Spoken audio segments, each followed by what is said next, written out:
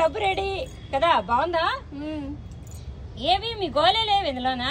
ఇదిగోండి ఆంటీ, ఇదొకటి ఇదొకటి అది. అసలు మొక్కలే అయిన దానివి 4వ మొక్క వచ్చేవా? పర్వాలేదు పర్వాలేదు. ఇప్పుడు ఏం మొక్క వేయాలనుకున్నా? తోటకూర. వెయ్యి. విత్తనాలు అవే కదా అయ్యి.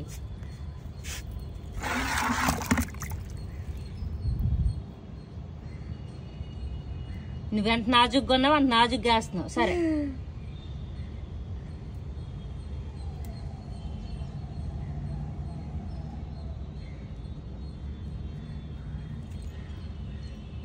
ఏమండి విత్తనం వేస్తే ఎలాగైతే మొక్క నాటుతుందో లేదో తెలీదు కదా, కానీ మన ప్రయత్నం మనం చేయడమే. నీకు అర్థమైందా తల్లి?